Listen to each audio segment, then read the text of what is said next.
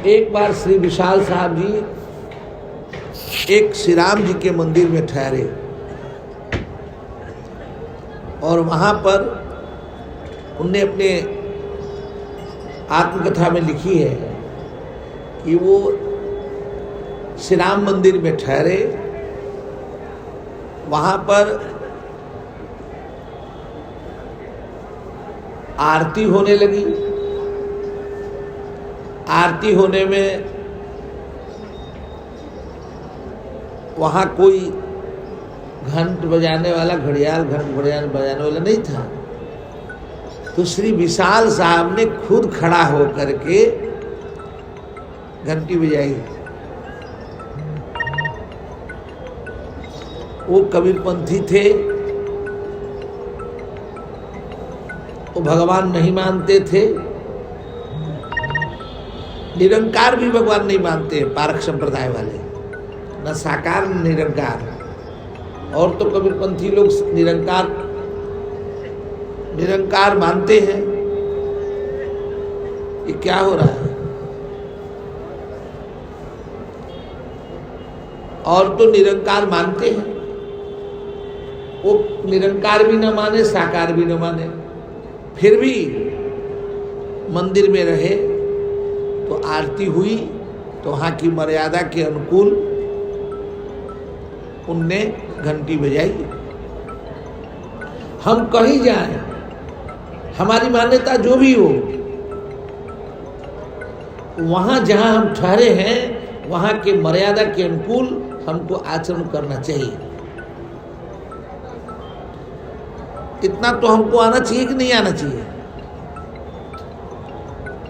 इसमें कोई भारी स्पिरिचुअल सेंस की जरूरत नहीं है, इसमें सिविक सेंस की जरूरत है। मनुष्य है तो हमको इतना एडजस्टमेंट आना चाहिए कि जहाँ गए हैं वहाँ की जो मर्यादा है तदनुकूल आचरण करें। नहीं, आप किसी मंदिर में, हम लोग ठहरे हैं मठ में, वहाँ आरती होती है, स्तुति होती है, साधु लोग, हम अपने को बड़ा साधु मान के, या लापरवाही या भूल या थकान, जो भी कोई जेन्युइन भी कारण हो सकता है, और हम आरती में न जाएं तो ठीक बात तो नहीं है। जहाँ की जो मर्यादा है, कहीं आरती है, कहीं ध्यान है, कहीं कुछ भी हो रहा है, तो जहाँ जो होता है वहाँ हमको ध्यान करना चाहिए। इतना तो हमको आना चाहिए, ये सिखाने से नहीं, इतना आना ही चाहिए। एक जगह हम जब छोटे थे, अब उस कुत्ता का हमको ध्यान हो रहा है। हमने कुत्ता पाल रखी थी, तो हम जहाँ जावें, खूब मोटा ताजा लाल रंग के थे वो, हम जहाँ जावें तो हम लोग कथा में जावे तो कथा में चले जावे, आम आदमी देख के डर जावे। हम कुर्सी में या बैठे हैं, जहाँ भी बैठ जाए, नीचे बैठ जाए, एकदम सट के सिर झुका के, ताकि किसी को डिस्टर्ब ना हो। कोई डरने लगेगा ना, भगाने लगेगा, एकदम ऐसे कर अब बैठा रहे। जब तक हम चले नहीं, उठे नहीं, वो बैठे रहे। अब कुर्सी में कई बार बैठ जाए हम, कुर्सी भी कहीं कहीं लगती रहती है, तो कुर्सी के नीचे घुस जाए। कितनों लोग दूर दूर कह रहे भगावे, भागे नहीं, वही रहे साधु। तो कुत्ता को भी इतना पता है, क्या पता है कि हमारी मर्यादा इस समय की क्या है। नहीं, इतना तो हमको सिविक सेंस होना चाहिए। और आप ऐसे आ जा रहे हैं जैसे लग रहा है कि आपके ऊपर कोई असर ही नहीं है।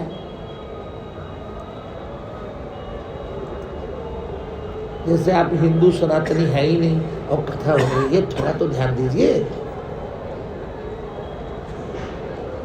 आपने अपना चटाई बिछा दिया, आपने मान लिया कि अब मेरा हो गया, हम जैसे मन में आवे से आए जाए, आप आइए जाइए, आपको कोई रोक थोड़े ना है। आप रहिए, लेकिन जब कथा हो, लीला हो, कीर्तन हो तो थोड़ा ध्यान कीजिए, सहयोग कीजिए, बस इतनी सी बात है। साधु।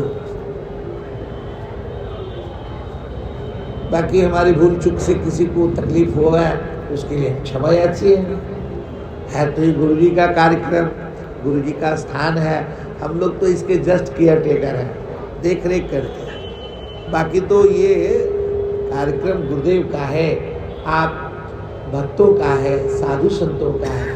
पहले ये साधारण कपड़े में हुआ करता था, सामान्य पंडाल होता था।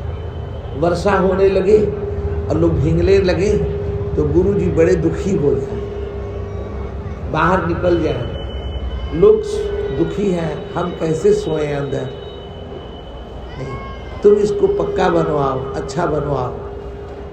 तो गुरुदेव भगवान की कृपा से ये सुंदर हो गया है। आप इसमें बखूबी रहें और अच्छे ढंग से रहें, ये आप ही का जगह है, लेकिन जब यहाँ रहें तो यहाँ की मर्यादा का ध्यान करें। अब लीला हो रही है, लीला वाले कहते हैं आगे लोग सो जाते हैं, सोना है पीछे सोइए, गप्पे करनी है पीछे कीजिए, लेकिन आगे आप कोई ऐसी हरकत न करें जिससे कि डिस्टर्ब हो। साधु क्या कर रहा है?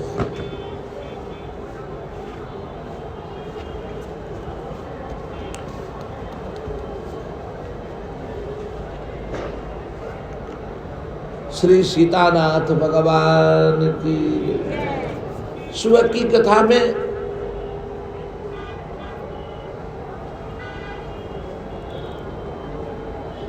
कथा में हमने आपसे निवेदन किया था कि श्री एक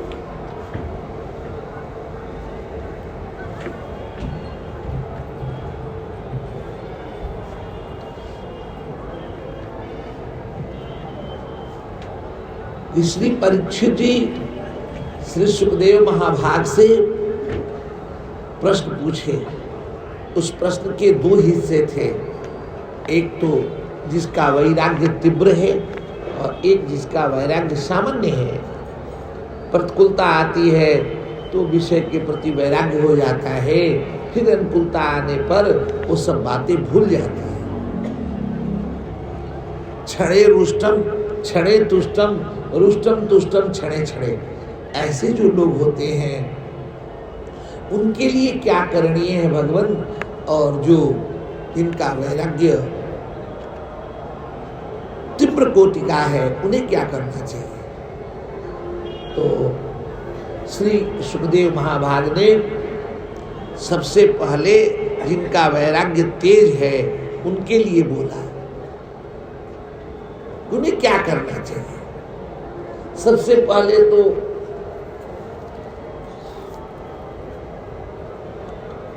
हम आप जब मर जाएंगे तो श्री गंगा जी के तट ले जाया जाएगा, किसी पुण्यदायिनी नदी के यहाँ ले जाया जाएगा। तो कहते हैं कि छूट है, हो सकता है कि आपको न भी ले जावे आपके परिवार के लोग, कई बार ऐसा भी हो सकता है, लेकिन आपको तो छूट है कि आप अपनी अंतिम गति के लिए किस नदी का चुनाव कर रहे हैं। आप किसी पुण्यदायिनी नदी के किनारे चले जाएं। अच्छे गंगा के किनारे शरीर छूटेगा तो भगवान धाम मिलेगा। श्री गंगा जी के किनारे शरीर त्याग होगा तो भगवान धाम मिलेगा।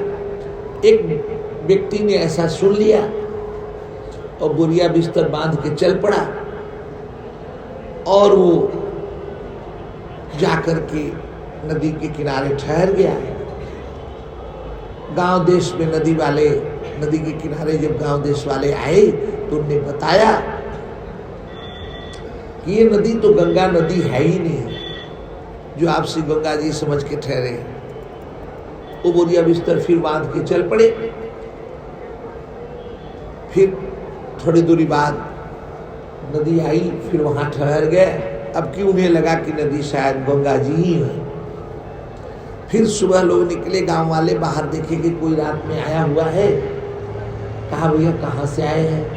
कहा गंगा जी पिछला समझ के ठहरे थे, वो गंगा जी नहीं थी, अब यहाँ गंगा जी समझ के आए हैं। कहा कि तो फिर ये भी गंगा जी नहीं है।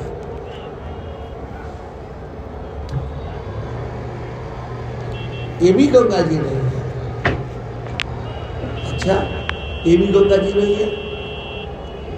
फिर वहां से भी अपना चल पड़े।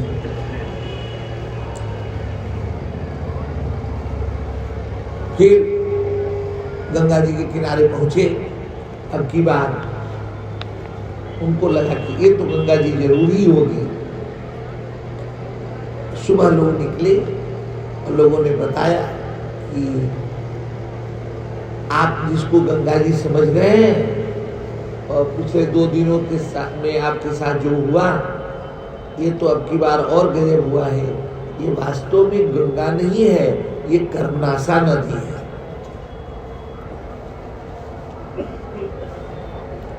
अब बूढ़ा बाबा थे, कमजोर थे, असमर्थ थे, इतना सुनते ही बेहोश होकर उनके शरीर त्याग दिए। अब सामर्थ्य नहीं था आगे जाने का, शरीर छूट गया। तो कर्मनाशा नदी त्रिशंकु के लार से प्रकट हुई है। फिर ये तय हुआ कि इनको नरक भेजा जाए। यमदूत आ गए नरक ले जाने के लिए। भगवान के धाम से लोग आ गए भगवान धाम ले जाने के लिए। दोनों में बहस हुई। भगवान धाम वाले कहने लगे कि ये तो श्री गंगा जी के शरीर त्याग किए हैं। वो लोग कहने लगे कि नहीं, ये तो कर्मनाशा है, रहा साहब पुण्य भी नष्ट हो गया, ये नरक जाएंगे। दोनों लोग दोनों बात कह रहे थे। अंतिम में भगवान के पार्षदों की जीत हुई और उनको वो लोग लेकर के भगवान धाम चले गए। यमदूत बड़े दुखी थे, तो पार्षदों ने कहा चलो भगवान से ही पूछ लेते हैं कि इनका गंगा जी पे शरीर छूटा कि नहीं छूटा, वो तो सर्वज्ञ है। भगवान से जब पूछा गया, हे प्रभु आप बताइए श्री गंगा जी पे शरीर त्याग किए कि नहीं किए? यमदूतों ने कहा कि ये तो साफ साफ कर्मनाशा पे है। भगवान ने बोला कि श्री गंगा जी के पावन तट पर तुमने शरीर नहीं त्यागा, बल्कि ये उसी दिन से जिस दिन ये कथा में सुने थे कि श्री गंगा जी के किनारे शरीर छोड़ने से भगवान धाम मिलता है, उसी दिन से एक श्री गंगा जी पे ही बस रहे हैं। ये अंतिम दिन श्री गंगा जी पे नहीं आए हैं, ये प्रथम दिन डे फर्स्ट से ही ये श्री गंगा जी के पावन तट में बस रहे हैं, इसलिए इनको भगवान धाम लाए। बड़ा अच्छा किया। श्री गंगा जी के पावन तट पे शरीर त्याग करने से भगवान धाम मिलता है। इसका तात्विक तात्पर्य क्या है? इसका तात्विक तात्पर्य है श्री गंगा जी भगवान के चरणों से निकलती है। उनके चरणों के ध्यान करने से चित्त में जो प्रवाह होता है रस का, उस रस को, उस दिव्य रस को, उस अमृत तत्व को गंगा का स्वरूप जानिए। श्री गंगा जी के पावन तट पे शरीर त्याग का अर्थ है कि उस समय जब शरीर छूटे आपका चित्त भगवान के चरणों से अनुशासित हो रहा हो और आपको रोमांच हो रहा हो, आपको प्रेमाश्रु झर रहा हो कि अब मुझे भगवान से मिलने का अवसर आ गया। बस इधर क्या शरीर छूटा कि उधर हम भगवान से जा मिले। यह जिसको भास हो रहा, यह झट शरीर त्याग करना है और उधर श्री भगवान के दर्शन करने हैं। जिसको ऐसा भाव हो और इस भावना के दरमियान शरीर त्याग कर दे, फिर क्या कहना, वो गया भगवान धाम। अंत्य यावती सागति, अंत्य यावती साकृति। तो श्री सुखदेव महाभाग ने कहा कि सबसे पहले तो श्री गंगा जी के पावन तट जाना चाहिए और वहां पर भगवान का नख से लेकर शिख तक ध्यान करना चाहिए, भगवान नाम जपना चाहिए।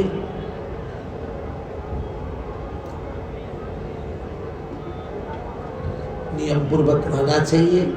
जहां मरने पे लोग ले जाएंगे वहां खुद चल के जाना चाहिए,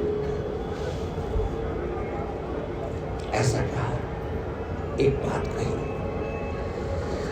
दूसरी बात कही ये कि दाहिने पैर का, देखिए मृत्यु मीमांसा शास्त्र है और सब ग्रंथ जीवन साध और सब जो ग्रंथ है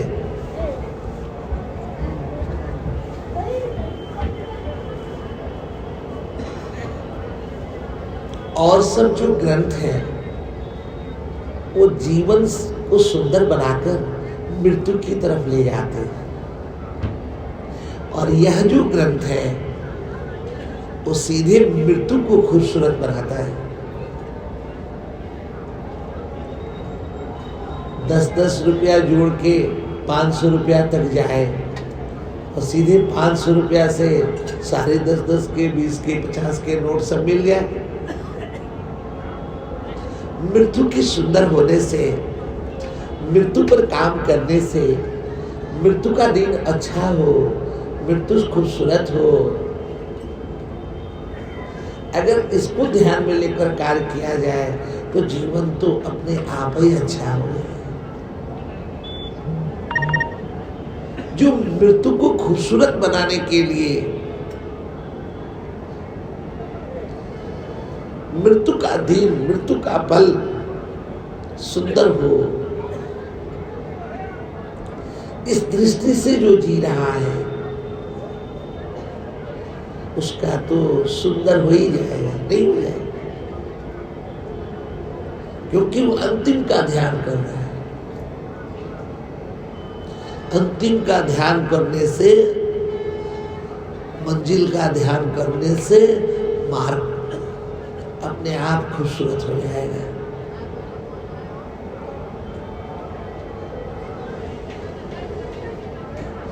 मृत्यु का हम कभी ध्यान नहीं करते,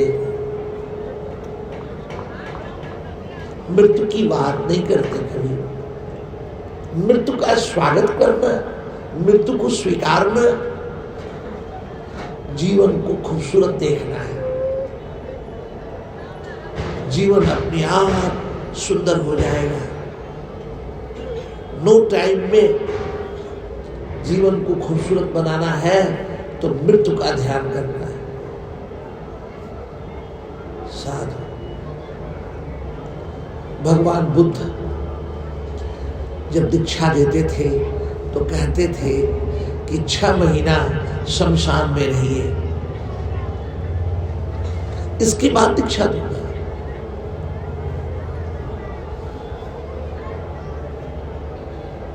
माता जी बैठ जाइए, बैठ जाइए, बैठ जाइए, जहां है वही बैठ जाइए।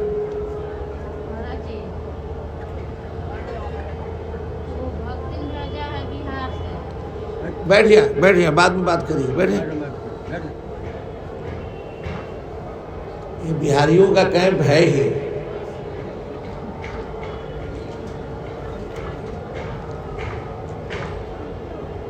थोड़ी देर में मैं आपको निवेदन किया भगवान की तरफ से कि श्री सुखदेव महाभाग बोलना शुरू किए। उत्तम वक्ता जो होता है वो अपने व्यक्तित्व के प्रथम क्षण में ही सब बात कह देता है, बाद में उसकी व्याख्या होती है। श्री कृष्ण भगवान श्रीमद् भगवत गीता में कहे तो द्वितीय अध्याय में जैसे ही भगवान श्री कृष्ण बोलना शुरू किए, सांख्य योग नाम का जो अध्याय है उसमें सब बात अपनी कह दी, बाद में उसकी व्याख्या होती रही। साधु। और श्रीमद् भागवत महापुराण में श्री सुखदेव जी द्वितीय स्कंध में बोलना शुरू किए। जैसे वो द्वितीय अध्याय में बोले, वैसे ही यहाँ श्री सुखदेव जी द्वितीय स्कंध में बोले। और बोलने के क्रम में जैसे ही बोलना शुरू किया, मानो सब कह डाला। श्रीमद् भागवत जी की कथा जब होती है तो दुर्भाग्य से द्वितीय स्कंद की कथा नहीं होती है, क्योंकि वो मृत्यु पर वार्ता है। और सब कथा कहानियां होंगी श्री ध्रुव जी की, श्री प्रहलाद जी की, लेकिन द्वितीय स्कंद पे नहीं बात होगी। द्वितीय स्कंद मृत्यु की कला सिखाता है, मरने का ढंग बताता है। द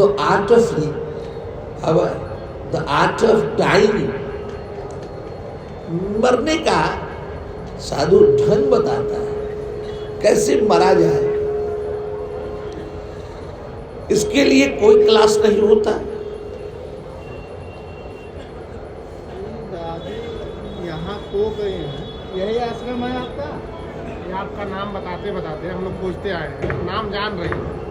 के साथ वाले साथी है, ये बताइए तो हम लोग यहाँ छोड़ दिए हैं। और थोड़ा सा साथी के नाम वगैरह महाराज जी अगर अनाउंस कर देते आप। किसका नाम? इनके साथ में है कोई, नाम बता दो आप।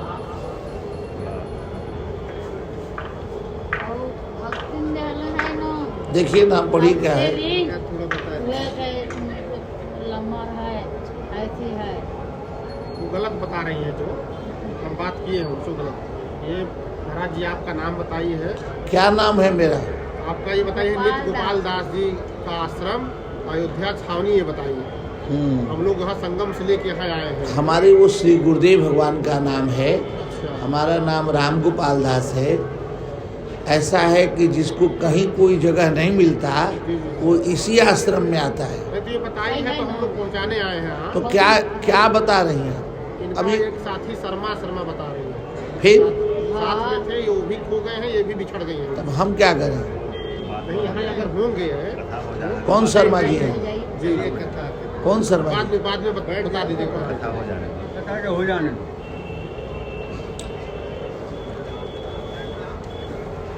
मैं आपको कह रहा था कि जब घर से लोग चलते हैं पूरे भारतवर्ष से, और जिसको कहीं जगह नहीं मिलना है, महाराज जी का नाम सब जानते हैं, चले महाराज जी के यहाँ चलना है, अच्छी बात है। आप आराम से रहिए। कोई सज्जन होंगे भूल गए हैं। आपके साथ जो थे उनका क्या नाम था?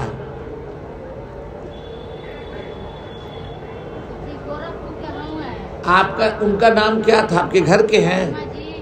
कौन शर्मा? नहीं, कौन शर्मा जी? जानती नहीं है आप? नहीं, आपके गांव के हैं, आपके घर के हैं, या ऐसे रास्ते में मिले थे?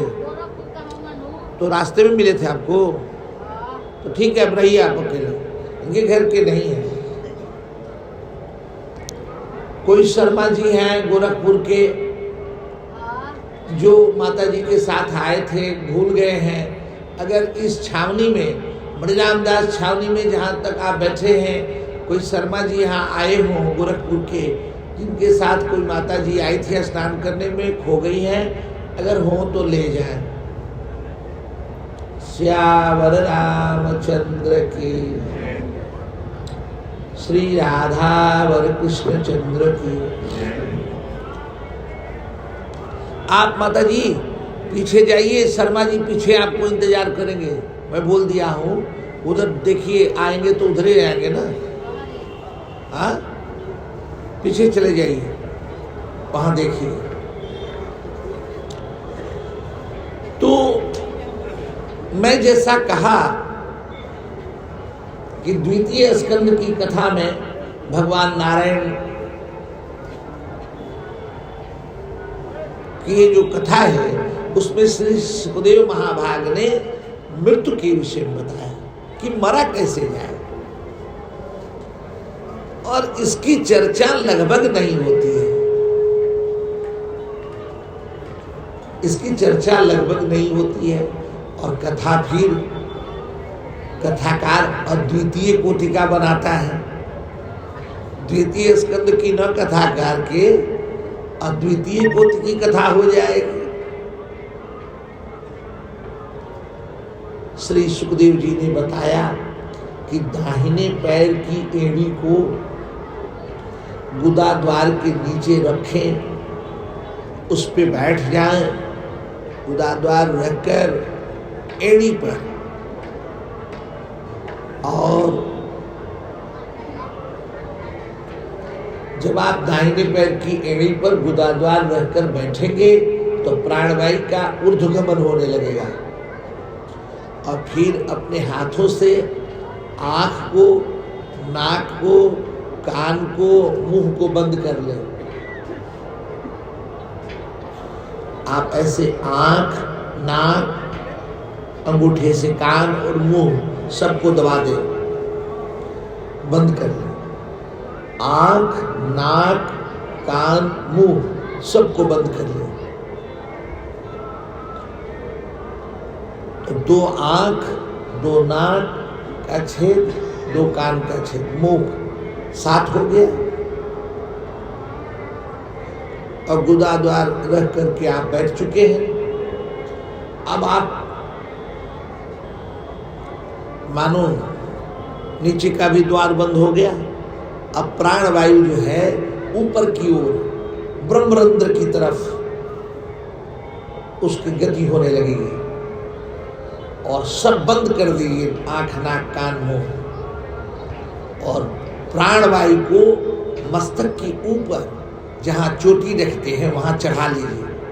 और वहाँ चढ़ा करके और फिर वहाँ से, अच्छा उतना ऊपर नहीं जा पा रहे हैं, अगर आपको भोग की कामना है तो आप दोनों भवों के मध्य में, भूमध्य में ध्यान करिए।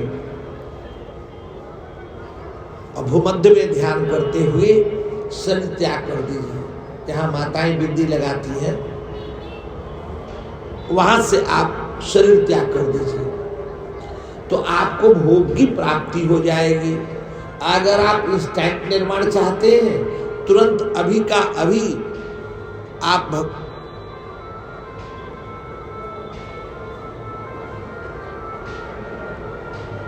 अगर तुरंत का तुरंत आप निर्वाण चाहते हैं, भगवान धाम जाना चाहते हैं, मुक्ति चाहते हैं, तो क्या करना होगा? आज्ञा चक्र से दोनों भवों के मध्य से शरीर नहीं त्याग करना है। प्राणवायु को मस्तक के मध्य में, जहाँ चोटी वैष्णव जन रखते हैं, वहां ठहराकर, मन को ठहराकर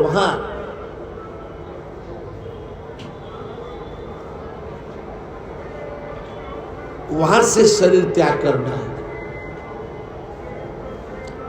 जो चोटी पर बैठकर भगवान का नाम जपता हुआ, गीता भी कही है कि चोटी में बैठकर भगवान नाम का ध्यान करता हुआ अगर शरीर त्याग देगा तो मेरे धाम आ जाएगा, फिर उसको कभी लौटना नहीं होगा। आप धीरे धीरे, अब देखिए पहले दिन वक्तृत्व की प्रथम क्षण में ही सुखदेव जी ने बोल दिया कि क्या करना है। इसी का वो अभ्यास करेंगे पूरे दिन। और इसी मार्ग से श्री परीक्षित जी ने शरीर त्याग किया था। अंतिम में श्री परीक्षित जी से सुखदेव जी पूछेंगे और कुछ जानना शेष है? कहानी सब जान लिया, सब हो गया प्रभु, सब जान लिया। और इसी मार्ग से वो शरीर त्याग करेंगे।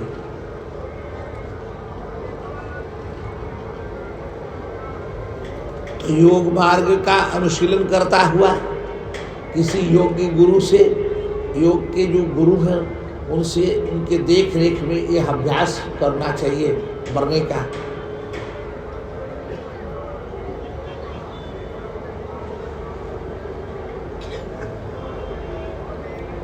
हम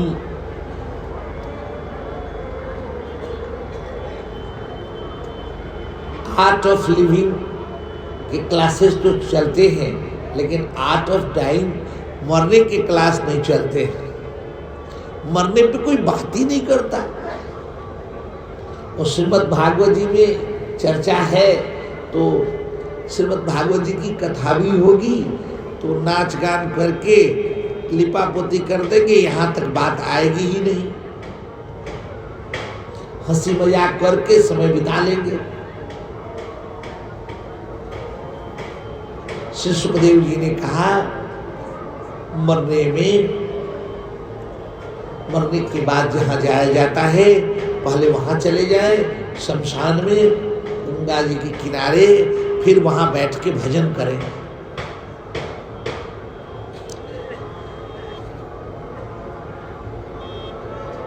भारतवर्ष में मरने के लिए काशी, प्रयाग ये बहुत महत्वपूर्ण स्थान है।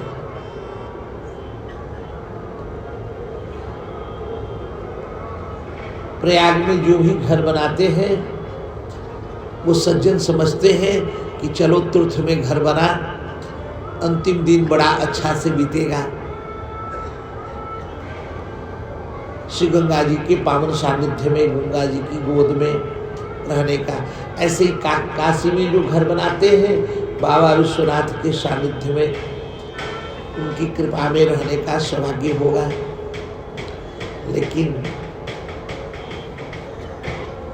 यहाँ आते हैं मेले में तो ये सोच के आते हैं चलो गंगा मैया में रहेंगे, तीर्थ में वास करेंगे। लेकिन जब यहाँ आते हैं तो फिर वो सब भूल जाता है कि भजन करना है, वास करना है। घर जब तक बनना नहीं रहता तब तक तो तीर्थराज प्रयाग में घर बनाने वाले सोचते हैं भजन करेंगे गंगा जी किनारे। काशी में घर बना नहीं जब तक तो ये सोचते हैं, और जब घर बन जाता है तब तो शमशान में भी घर बन जाने पर लोग वहां भी लड़ाई झगड़ा करने लगते हैं, वहां भी तू मैं करते। कैसी माया चीज है।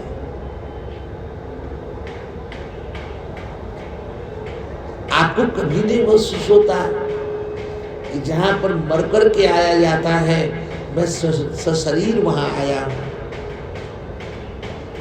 हो सकता है मेरे परिवार में ही कई लोग मरे हो, श्री गंगा जी तक न पहुंच पाए हो, और आज हमको भगवान की कृपा से श्री गंगा जी की गोद में सोने का, होने का सौभाग्य मिल रहा है।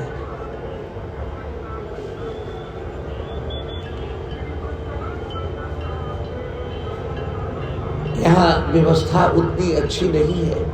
घर में किसी कमजोर आदमी की भी व्यवस्था बहुत अच्छी होती है। आप चाहे तो होटल में रह सकते हैं, परंतु श्री गंगा जी की गोद में रहना थोड़ा कष्ट ही होवे, ये तो बड़ा सौभाग्य है। तो उसका लाभ भी लेना चाहिए। भजन करके यहाँ का लाभ है। यहाँ दुकानदारी करके, घूम करके, समय बिता करके, ताक कर, झाँक कर, चरमोरा खाई के,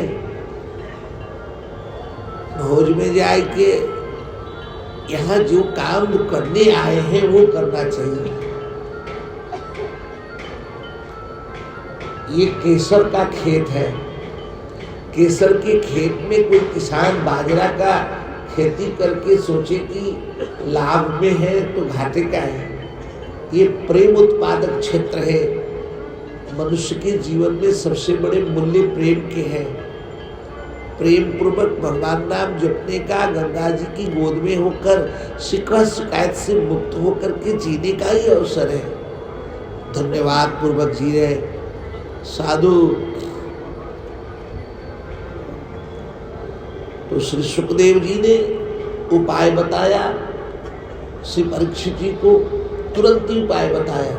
फिर सामान्य लोगों के लिए बोला कि अगर पति पत्नी में झगड़े होते हैं तो शंकर जी और पार्वती जी दंपति जीवन के सबसे बड़े रोल मॉडल हैं। उनकी पूजा सेवा करने से पति पत्नी में प्रेम हो जाता है। उनसे मिले जाए।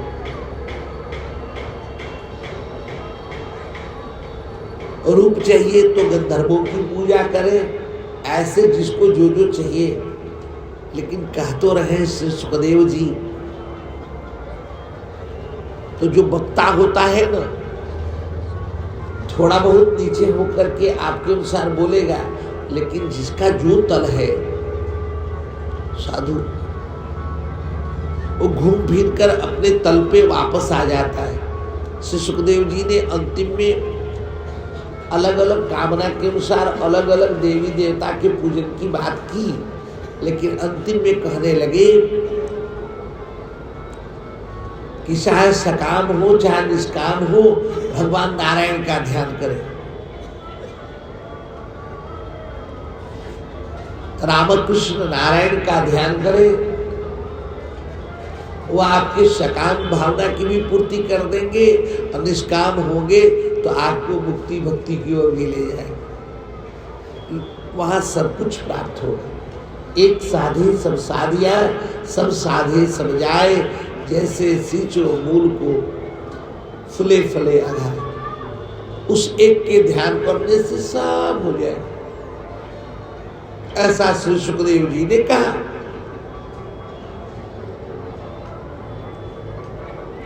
फिर श्रीमद् भागवत जी के 10 लक्षण का वर्णन किया। एक तो भागवत पुराण है। भागवत कौन है? जो भगवान से जुड़ा है। भागवत भूमि भी हुआ करती, भागवत काल है, भगवान भागवत पुस्तक है, व्यक्ति भी भागवत होता है। भगवान से जुड़ना ही भागवत होना है। कोई कोई भागवत भूमि होती है, वहां जाए तो अपने आप ध्यान लगने लगता है, भजन होने लगता है, उसको भागवत भूमि समझिए। जैसे ब्रह्म वेला है, भागवत काल है, काल भी भागवत होता है। व्यक्ति भागवत होते हैं, जिनके दर्शन मात्र से भगवान का ध्यान होने लगे, वो भागवत है। जो शास्त्र भगवान का ध्यान करा दे, स्मरण करा दे, उस शास्त्र भागवत शास्त्र है। तो भागवत के 10 लक्षण बताए सुखदेव जी। पहला लक्षण है सर्ग विसर्ग, सर्ग विसर्ग, इतु उति उषानु कथा, निरोध। अंतिम में भागवत जी का 10वां लक्षण बताया त्याग। क्षमा कीजिएगा, अंतिम लक्षण बताया आश्रय। ये जो 10वां लक्षण है आश्रय, इसमें 9 लक्षण समाये रहते हैं। भगवान के चरणाश्रयी हो जाने के बाद सब कुछ लक्षण भागवत के आप में तय हो जाते हैं। सर्वधर्मान् परित्यज्य मामेकं शरणं व्रज अहं त्वां सर्वपापेभ्यो मोक्षयिष्यामि मा शुचः।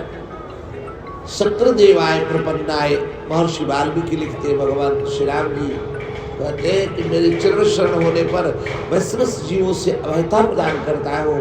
श्री कृष्ण भगवान कहते हैं चरण शरण होने पर सारे पापों से मुक्ति दिलाता है, सोच करने की जरूरत नहीं है।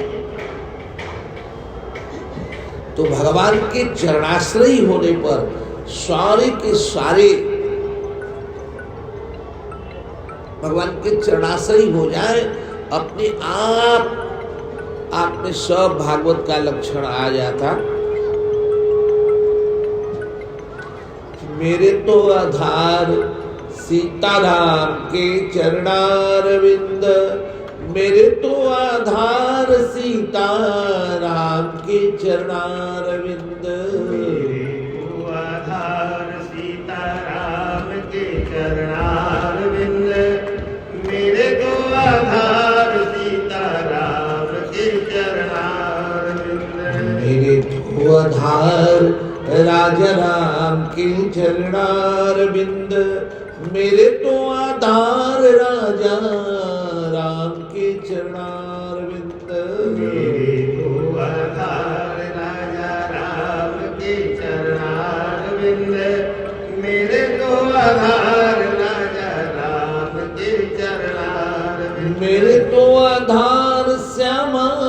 श्याम के चरणारविंद, मेरे तो आधार श्यामा श्याम के चरणारविंद।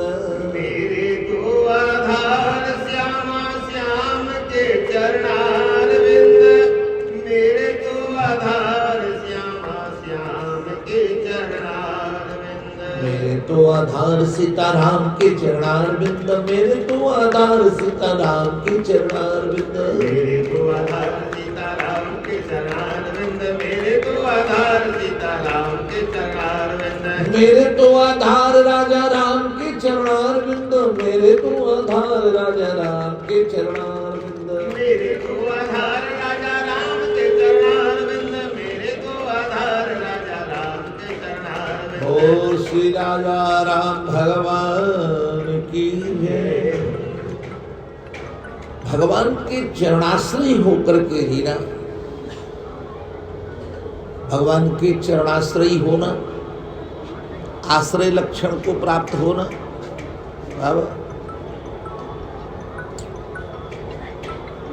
भगवान के सहारे जीना, भगवान के आश्रय जीना। जो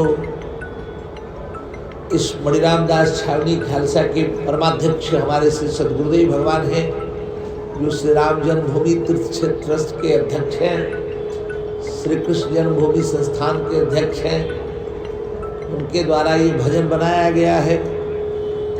सीताराम सीताराम सीताराम कहिए, जाहि विधि राखे राम ताहि विधि रहिए। सीताराम सीताराम सीताराम कहिए, जाहि विधि राखे राम ताहि विधि रहिए।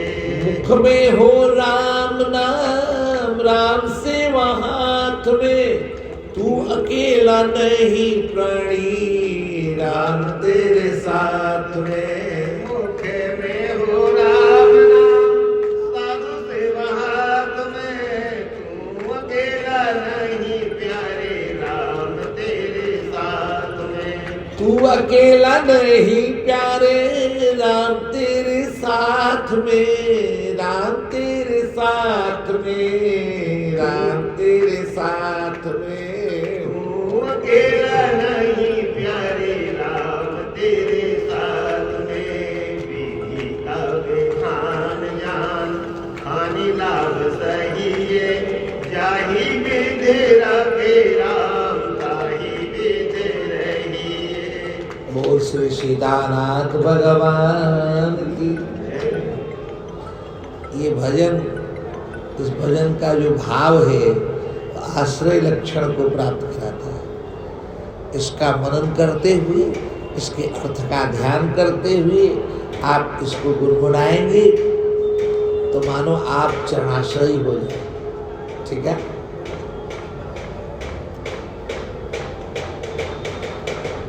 दूसरी बात, भगवान पतंजलि ने योग दर्शन में कहा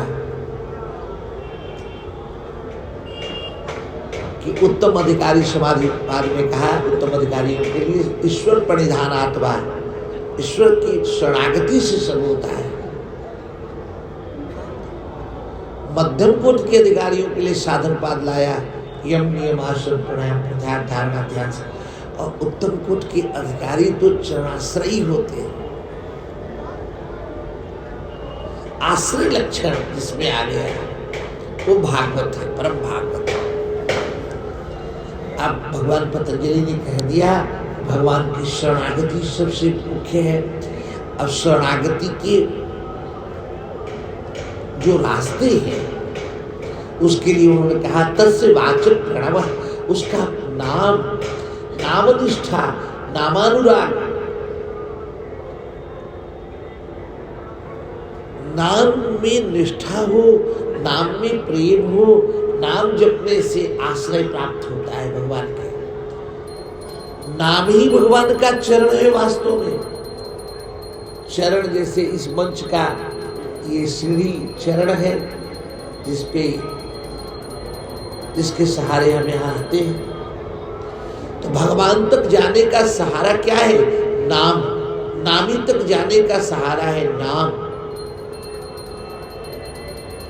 नाम के सहारे हम नामी तक पहुंच जाएंगे। तो नाम चरण है, और नाम में प्रेम, नाम में निष्ठा, नाम सोए जगे भगवान नाम लेता रहे। वो जो नाम निष्ठा है वह मानो भगवत शरणागति है। साधु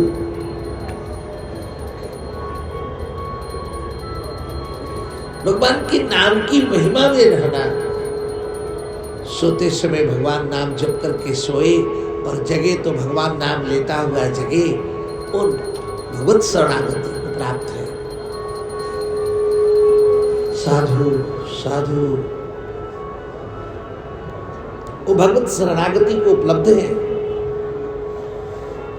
कौन जन? जो भगवान के नाम लेते रहते, भगवान की नाम निष्ठा से भगवत शरणागति। भगवान पतंजलि ने योग दर्शन में कहा,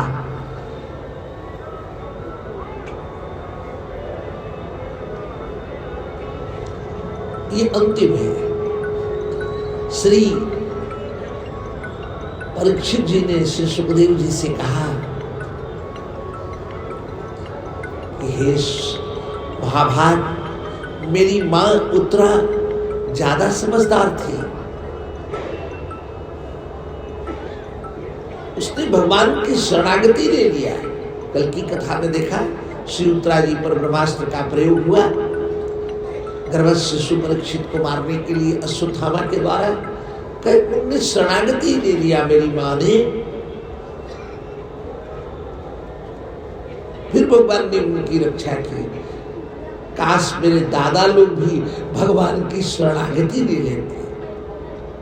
दादा लोगों ने शरणागति नहीं ली। दादा लोगों ने अपने समाधान का रास्ता युद्ध चुना और युद्ध में मदद की मांग किया। पूरी जिम्मेवारी भगवान को नहीं दी।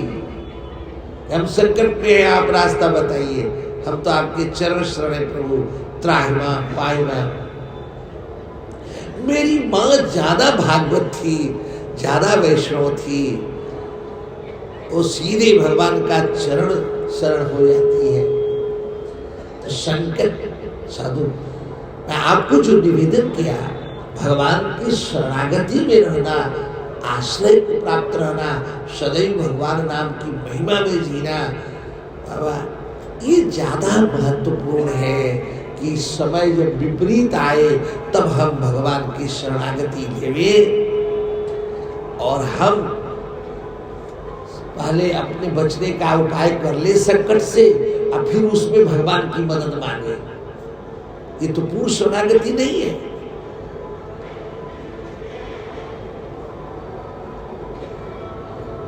महाराज जी,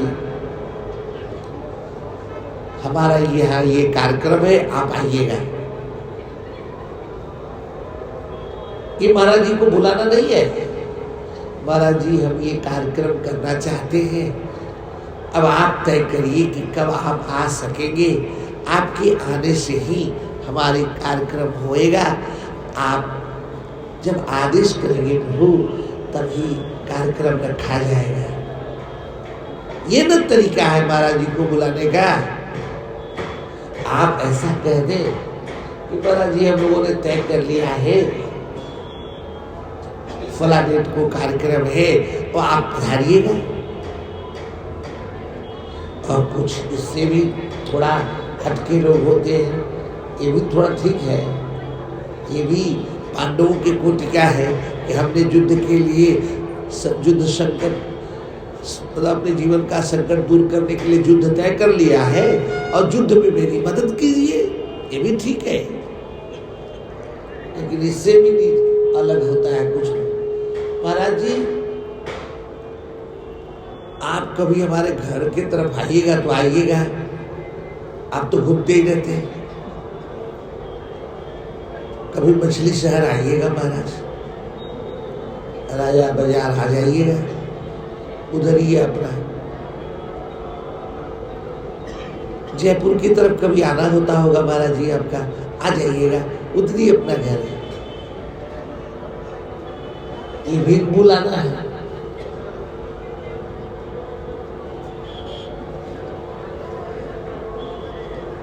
साधु, ये सब आश्रय तो है, साधु का आश्रय तो आप ले रहे हैं, भगवान का आश्रय ले, ये सब लेकिन अलग अलग है भाव।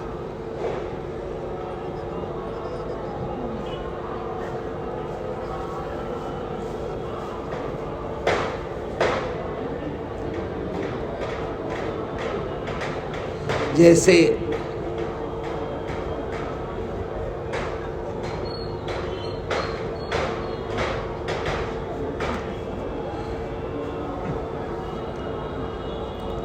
लग रहा है कि जैसे 10 रुपये फीस चढ़ाए गए।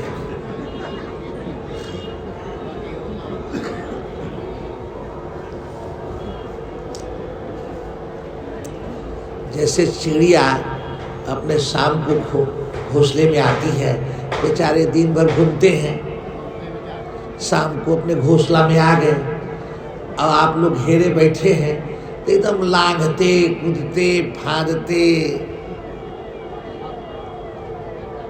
ये लोग कहाँ से कौन जानवर आ गए, घोंसला तो हमारा है। ये नहीं कि जिधर से खाली जगह है उधर से आए, सबके पूड़ पे होते हुए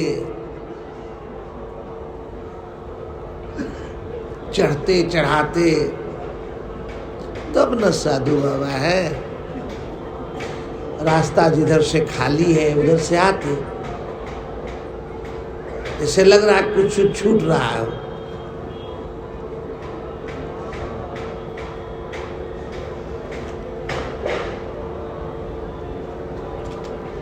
इतना तो आपको आना ही चाहिए। बगल से भी आ सकते थे, थोड़ा देर बाद आ जाते, पीछे बैठे रहते।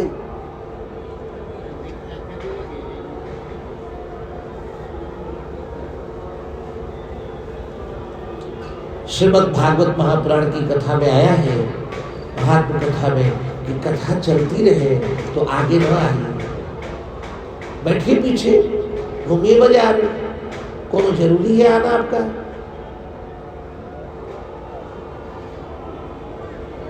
आप पीछे से सुन लीजिए, डिस्टर्ब न कीजिए।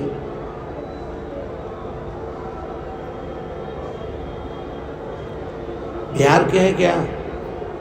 बिहारी हैं? बिहारी कोई दोस्त है? अकल तो पूरी बिहारियों की है। मैं आपको निवेदन किया, बिहार के लिए इसलिए कह रहे हैं कि आप ट्रेन में बैठ के जाएं और जब गाड़ी रुकने लगे तो समझिए बिहार में पहुंच गए, और जब कथा हो रही हो और कथा रोक दे तो समझिए कोई बिहारी है, मौजी टाइप का आदमी होता है बिहारी, वो किसी का ध्यान नहीं करता, न कोई मर्यादा ध्यान करे न कुछ भी ध्यान करे, नाम है बिहारी। साधु साधु साधु।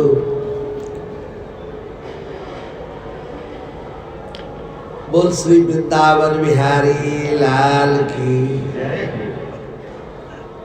सबसे बड़े बिहारी तो वही है, साधु। आपको निवेदन किया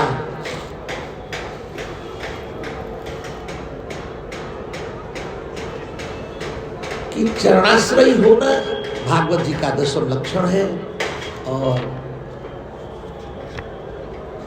जो आगे की कथा है श्री उद्धव जी और श्री विदुर जी की भेंट है। श्री विदुर जी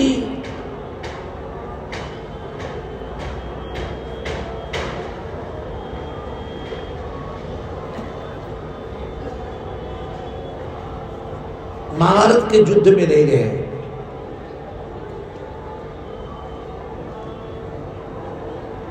युद्ध के दरमियान, युद्ध के पूर्व श्री धृतराष्ट्र जी ने उनसे पूछा कि दुर्योधन बहुत जाति कर रहा है। विदुर जी नीतिज्ञ थे, आप मेरे छोटे भाई हैं, नीति जानने वाले हैं, आप मुझे सलाह दीजिए कि मुझे करना क्या चाहिए। विदुर जी ने बोला, श्री विदुर जी ने कहा कि हे भगवान, कई बार दुश्मन बेटा बन के जन्म ले लेता है घर में, कई बार तो मित्र हितैषी पुत्र होता है, और कई बार दुश्मनी बेटा बन गया सताने के लिए। ऐसे हालत में उस बेटे को छोड़ देना चाहिए। ये दुर्योधन आपका दुश्मन है, आपकी सर्व मर्यादा को नष्ट कर देगा, ये मिट्टी पलित कर देगा। इसकी नौबत मानिए, काल आपसे गवाही मांगेगा, इतिहास आपसे पूछेगा, गद्दी में आप बैठे हैं, बदनाम आप होंगे।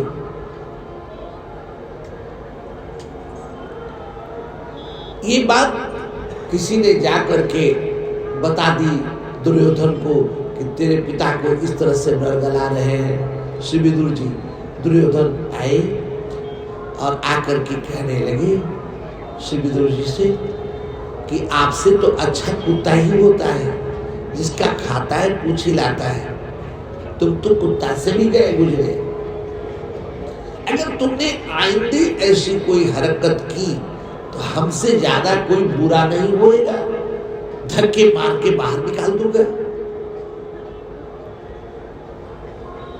ध्यान रखना। अब इतना कहने के बाद दुर्योधन जी के विदुर जी, अगर श्री विदुर जी इंतजार करते कि धक्के मारे तब जाए, बाकी कुछ रह गया है क्या? कोई जरा सा भी नीति नियम वाला होगा? अब सब हो गया। श्री विदुर जी ने उसी दिन धनुष बाण से धृतराष्ट्र के चरणों में रखकर और वो तीर्थ यात्रा में चले गए। वो युद्ध में नहीं थे। युद्ध की पूर्णाहुति पर जब सब मर गए कौरव के लोग, तब आए।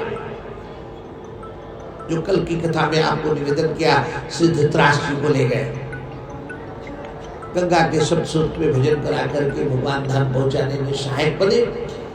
वो तो श्री विदुर जी छोड़कर राज चले गए और श्री गंगा जी के पावन तट में एक कुटिया बना ली है और नियम ले लिया, 3 घंटा जो लगातार 12 वर्ष भजन करता है, प्रतिदिन 3 घंटा भजन करेगा, नाम जपेगा, उसको यहाँ भगवान खुद चल के आ जाते हैं।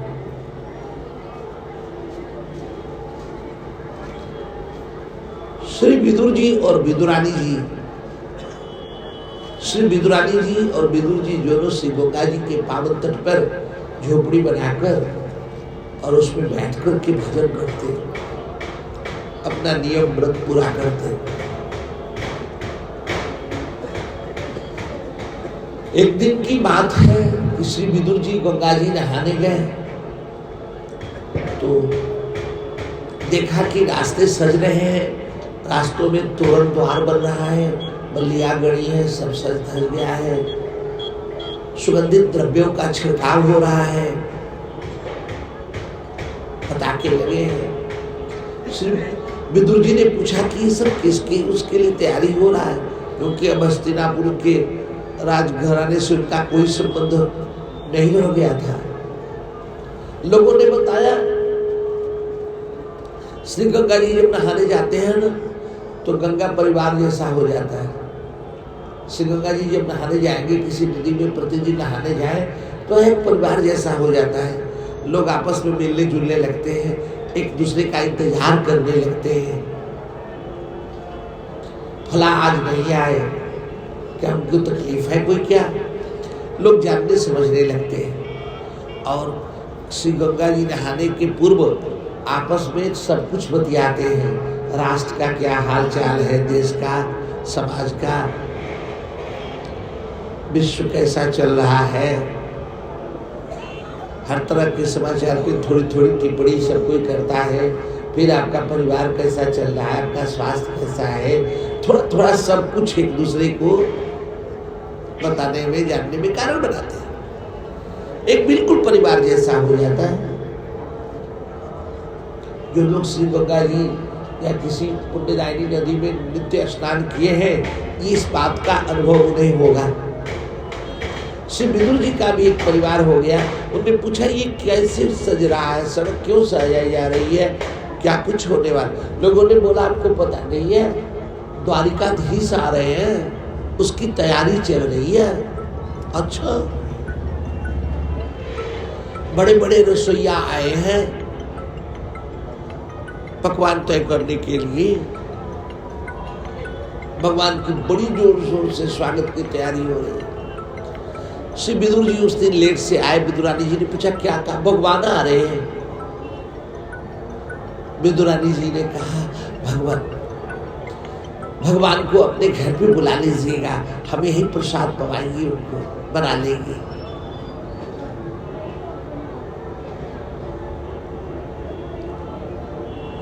जिनके अंदर मातृत्व विकसित होता है ना, वो पवाने में बड़ी कुशल होती है। उनका बस यही दिल होता है कि कोई भी आए मेरे यहाँ पाए। या देवी सर्वभूतेषु मातृपेण संस्थिता नमस्तस्यै नमस्तस्यै नमस्तस्यै नमो नमः।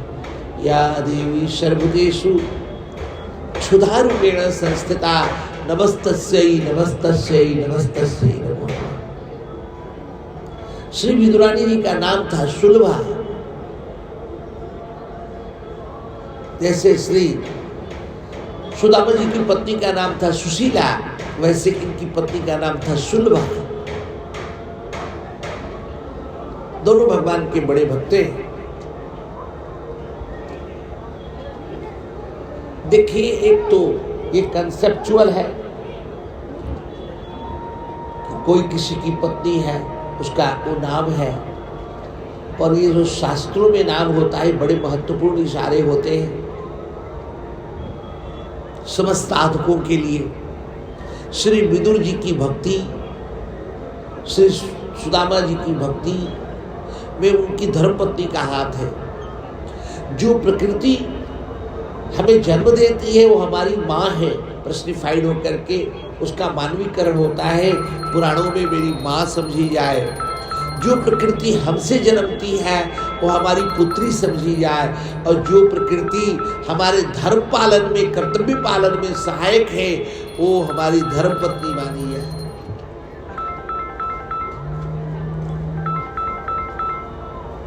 एक तो ये है कि मर्द की पत्नी होती है,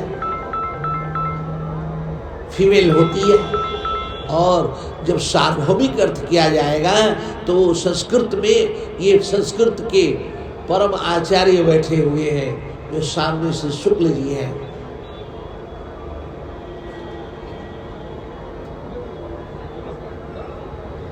ये कवर्गीय विद्यालय के संस्कृत में प्राचार्य रहे हैं। उनकी धर्मपत्नी जो बगल में बैठी हुई है, ये काशी के विद्वत परिषद के अध्यक्ष श्री त्रिपाठी जी की ये सुपुत्री है। संस्कृत के विद्वान लोग हैं, साधु। इनकी परंपरा संस्कृत में खूब मजबूत है।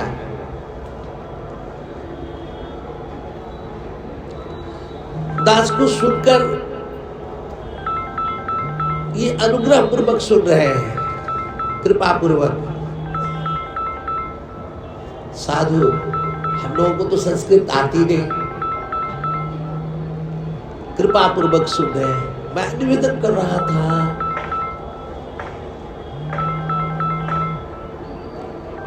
इस संस्कृत में ये व्याकरण के आचार है, व्याकरण है।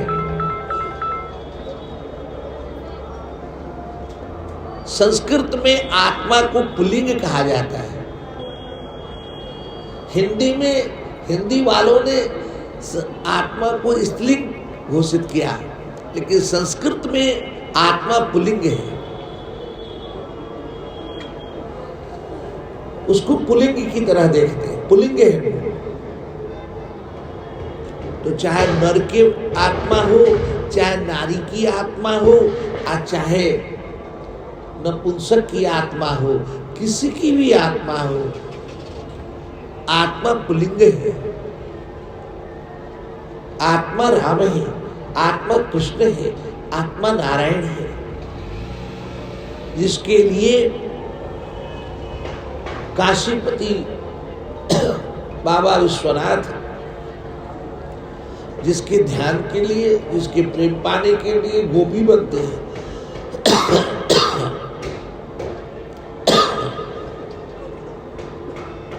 बोल गोपेश्वर महादेव की, जिसके लिए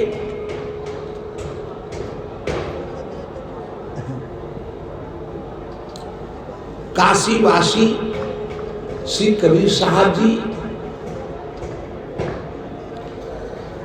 अपनी साखी में कहते हैं, ऐसे ही गाँव हूँ मंगल चार, आज गई है मोर राम भरता। आत्मा पुल्लिंग है, वो सबका भरतार है, सबका पति है। आत्मा पुल्लिंग है। उस आत्मा का, आत्मा की जो स्त्री है, अगर सुशीला तय हो गई,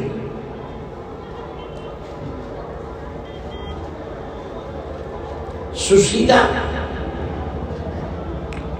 सुशील प्रकृति वाली अगर वो आत्मा की स्त्री हो गई, सुशील प्रकृति के आप स्वामी हो गए, तो जानिए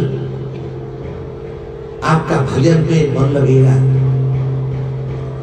सुशीला आपको साधु साधु सुदामा बना देगी। अगर आपके अंदर ये सुशीला नाम की प्रकृति आ गई, आप प्रकृतिगत सुशील है, प्रकृति से सुशील है, तो निश्चित ही आपका भजन में मन लगेगा। आप उद्दंड है, आप भजन में मन नहीं लगेगा। नाम जापकों को सुशील होना है, इस सुशीला को धारण करना है। और विदुर जी भी भगवान के भक्त हैं। भगवान के 4 प्रकार के भक्त हैं, आर्त अर्थार्थी, जिज्ञासु और ज्ञानी भगत। ये जिज्ञासु भगत है श्री विदुर जी।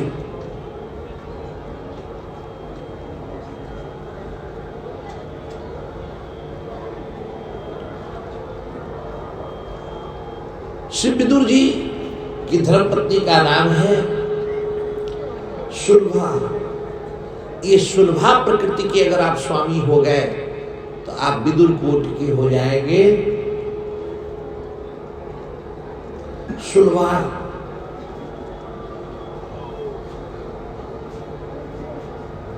कभी आपको कोई चीज दुर्लभ न लगे, सबसे सुलभ लगे।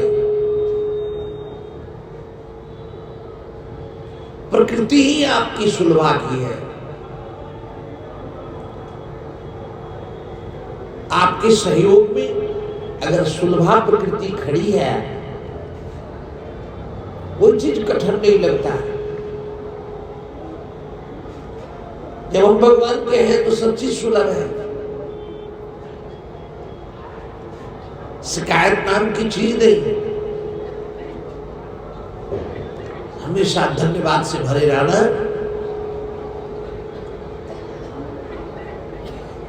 एक तो ये सुलभा और सुशीला कंसेप्चुअली मान्यता से किसी की पत्नी थी, और इन वर्षल मीनिंग में प्रत्येक आत्मा जो पुल्लिंग है, उसके यहाँ अगर सुशीला प्रकृति और सुलभा प्रकृति का वो स्वामी हो जाए, तो श्री विदुर जी श्री सुदामा कोटि का भक्त हो जाए। साधु साधु साधु, यह उसका सार्वभौमिक अर्थ है। साधु यह उसका सार्वकालिक सार्वदेशिक अर्थ है।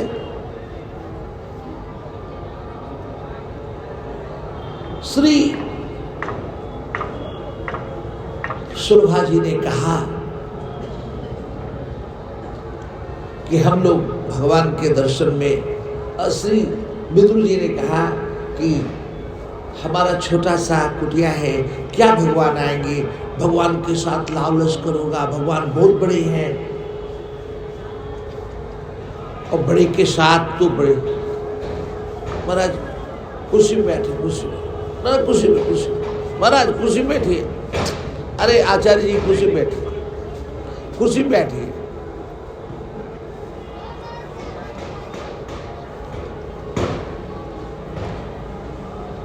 श्यावर रामचंद्र की, श्री राधावर कृष्ण चंद्र। आप भी कुर्सी में बैठिए, आराम से बैठे। महाराज श्री जगदीश उपाध्याय जी हैं, श्रीमद् भागवत महापुराण के प्रख्यात वक्ता हैं। इनके श्री सद्गुरुदेव भगवान श्री ठाकुर जी के रूप में जाने जाते हैं। श्री कृष्ण चंद्र ठाकुर जी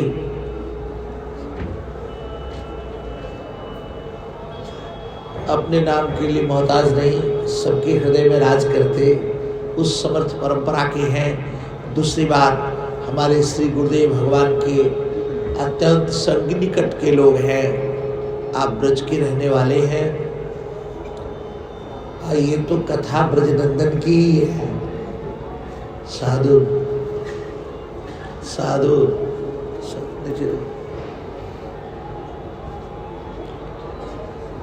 तो श्री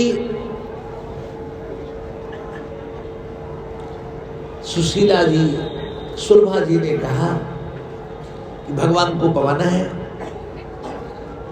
श्री विदुर जी ने मना कर दी कि बड़े लोग हैं, उनके साथ कितने लोग।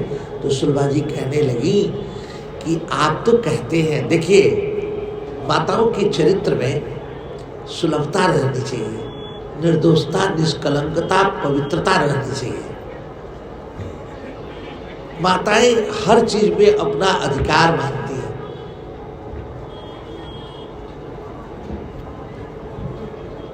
क्योंकि वो सबके पालनहार है। साधु, माँ में एक ऐसा गुण है भोजन पवाने का, प्रसाद पवाने का, कि वो सब पे शासन करती है। साधु अपने इस गुण धर्म से, और धीरे धीरे माताएं वो सब खोती जा रही हैं। एडवांसनेस के नाम पे भोजन नहीं बनाती है। अब सब काम आया करती है। ये बहुत दुखद है।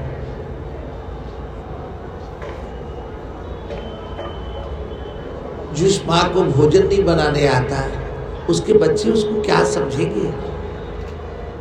बच्चे याद करते हैं, मेरी माँ जैसा कोई नहीं भोजन बनाता। माँ बच्चे को जो भोजन कराती है ना, दुनिया में कोई नहीं जानता वो हमें क्या पसंद है, वो मेरी माँ जो जानती है। हम बीमार भी पड़ जाए, जबकि भोजन बिल्कुल अच्छा नहीं लगता, लेकिन माँ बना देगी तो उसका बनाया हुआ बीमार को भी अच्छा लगने लगता है। साधु, या देवी सर्वतेषु क्षुधा रूपेण संस्थिता, नमस्तस्यै नमस्तस्यै नमस्तस्यै। श्री आनंदमयी माँ थी, बांग्लादेश की। कार्तिक का महीना था। श्री उड़िया बाबा जी धाम वृंदावन में विराजते। श्री उड़िया बाबा जी ने श्री माता जी से पूछा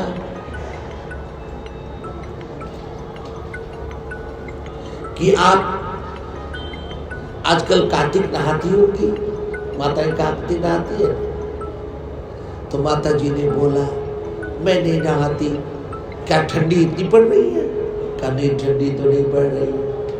फिर क्यों नहीं नहा? ठंडी थोड़ी थोड़ी पड़ रही। तो आपको इतनी ठंडी लगती है?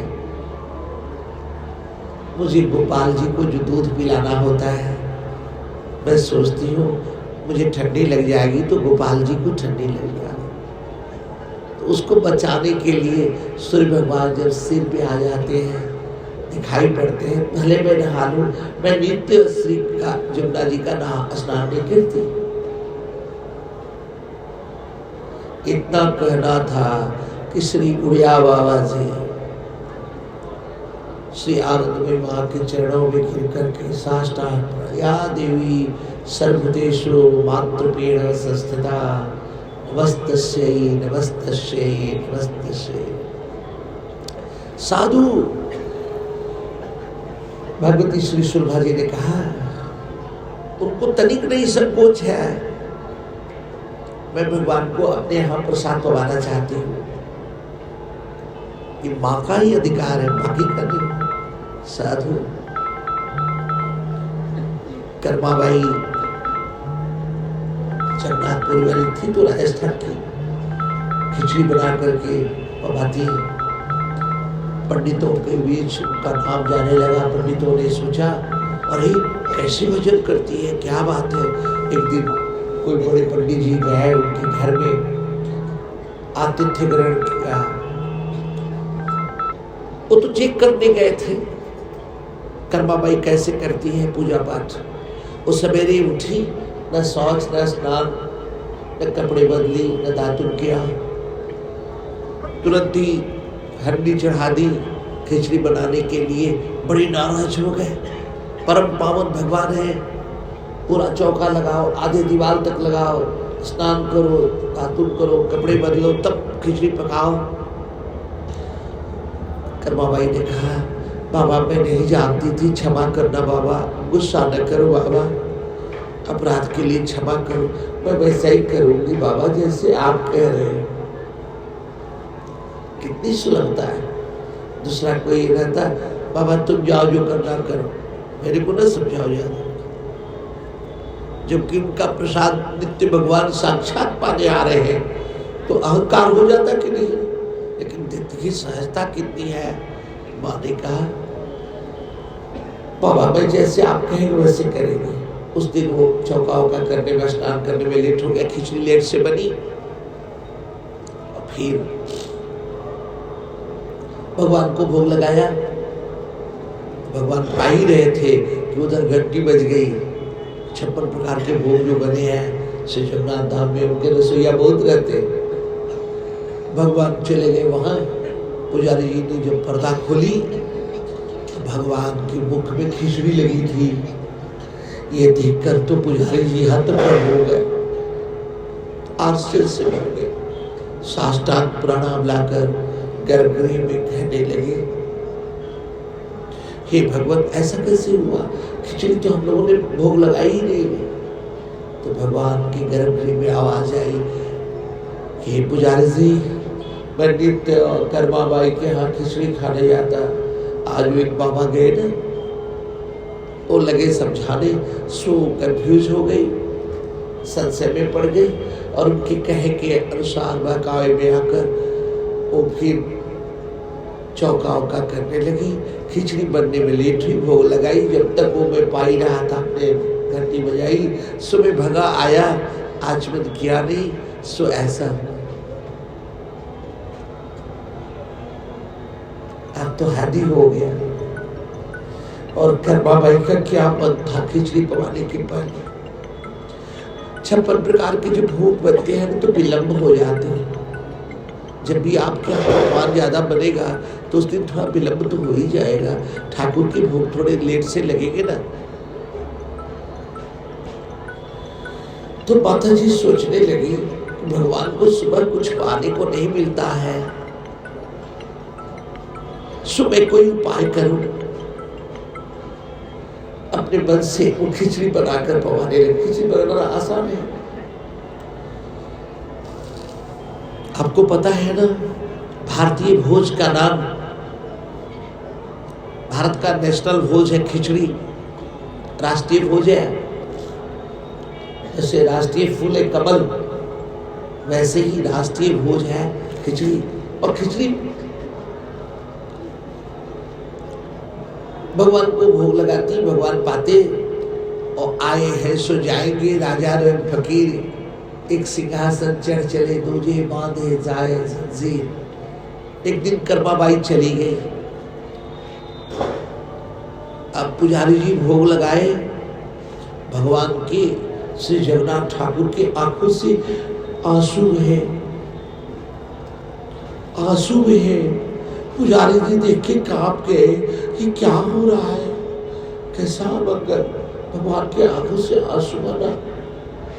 पुजारी जी ने प्रणाम लाकर कहा, भगवान ये क्या मैं देख रहा हूं, ऐसा क्यों हो रहा है। भगवान ने रोते हुए कहा, हे पुजारी जी, कर्मा माई मर गई, सो मेरी माई ही मर गई। अब मुझको कुछ भी अच्छा नहीं लगता, ये सारे भोग मुझे कुछ अच्छे नहीं लगते।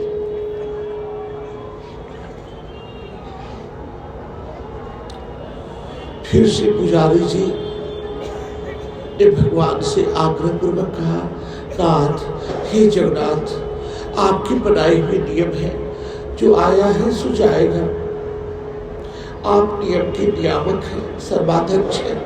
आप ऐसा कहेंगे, रोएंगे तो कैसे चलेगा, आप कृपा कीजिए। भगवान कहते, मुझे अच्छा ही नहीं लगता कुछ भी।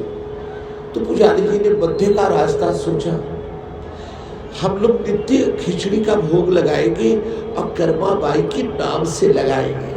सो जगन्नाथपुरी में आज खिचड़ी का भोग लगने ही लगा। ये सुलभता है, ये मातृशक्ति की जो सुलभता है, प्रसाद पवाने में मातृशक्ति की जो सुलभता है, वो पर्सनिफाइड होकर श्री विदुर जी की पत्नी कथानक में दिख रही साधु व्यक्तित्व की जो सुलभता है, सहजता है।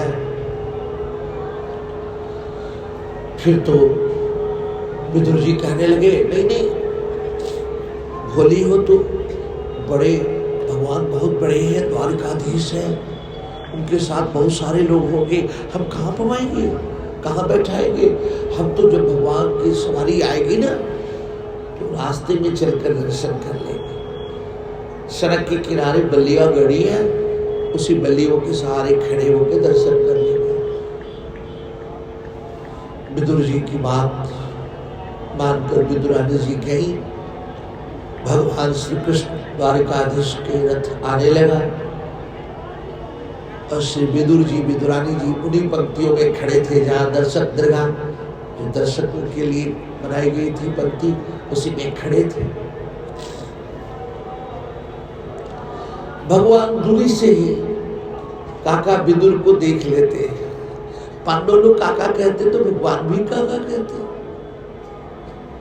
भगवान कहने लगे, तारुक तारुक, भैया देखना, काका विदुर खड़े, विदुरानी काकी भी खड़ी है, जरा रथ धीमे कर लेना, थोड़ा रथ धीमे कर लेना। क्या गजब, आज भी जगन्नाथ रथ यात्रा होती है ना, तो अपने भक्तों के लिए जो लोग पहुंचे नहीं रहते हैं, कोई कष्ट में है, ट्रेन लेट हो गई, प्लेन लेट हो गया, बस लेट हो गया, किसी तरह से बीमार है, आए नहीं, तो भगवान दर्शन देने के लिए रुकवा लेते हैं बीच में, रुको रुको।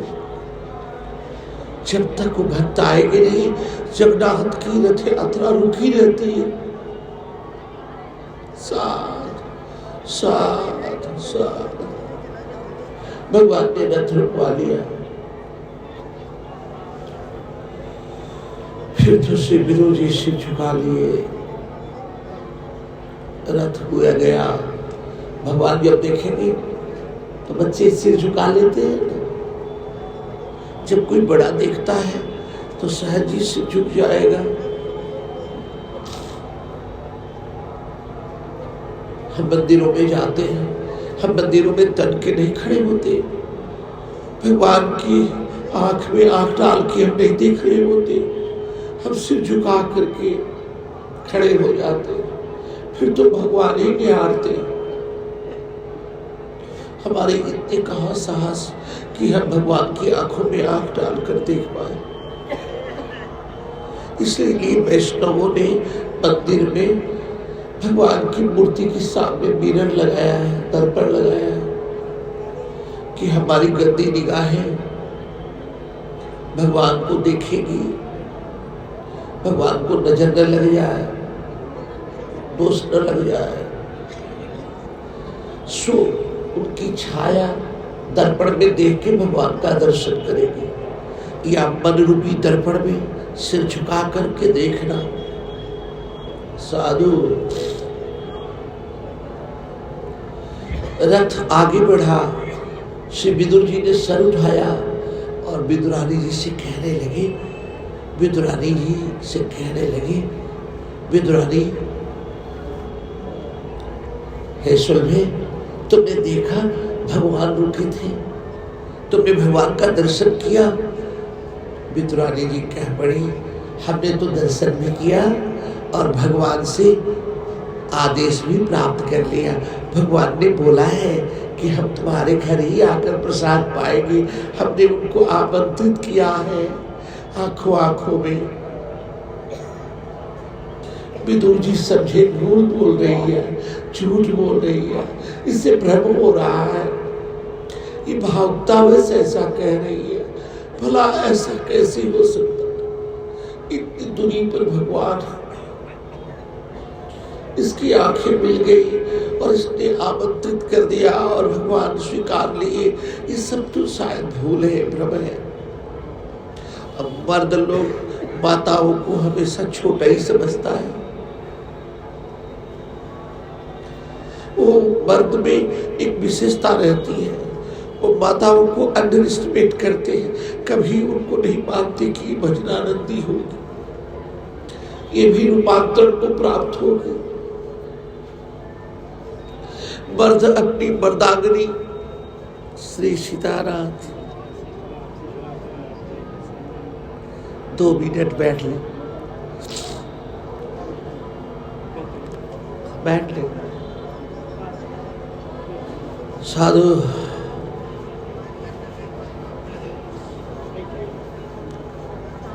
ये साधु बाबा है, ये आयरलैंड से है और ने प्रतिज्ञा की है कि अब मैं काशी में ही शरीर त्याग करूंगा। इस बड़ी प्रतिज्ञा के ये कारण बनाते हैं। इनको थोड़ी थोड़ी हिंदी आती है। मैं कह रहा था कि मर्द लोग माताओं को अंडर एस्टिमेट करते हैं, उनके आध्यात्मिक विकास का, उनके अंदर रूपांतरण का, उनके हर रूपांतरण की गवाही नहीं करते। वो मान लेते हैं कि सो है, पूजा पाठ तो करती है, लेकिन इसकी चेतना का रूपांतरण हुआ हो, आमूलचूल परिवर्तन हुआ हो, ये भगवान की भक्ति को प्राप्त हो गई हो, भगवान से जुड़ गई हो, ऐसा नहीं मान सकते।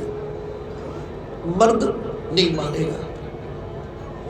श्री विदुर जी माता जी को देखा करते हुए कहने लगे, चलो, माँ कह रही थी कि भगवान आने वाले, कुछ बनाए, कुछ करें। विदुर जी ने कहा, अपना 3 घंटा का नियम है, आज भगवान के दर्शन में गए, आज पूरा नहीं हुआ है, सो हम कीर्तन करेंगे। भूल में तुम ऐसा भ्रमबस कह रही हो, भगवान कहाँ हमारे यहाँ आएंगे, हमने दर्शन कर लिया, वही पर्याप्त है। और वो झोपड़ी में अपने आकर कीर्तन करने लगे, गोविंद जय जय गोपाल जय जय, गोविंद जय जय गोपाल जय जय, राधा रमण हरि गोविंद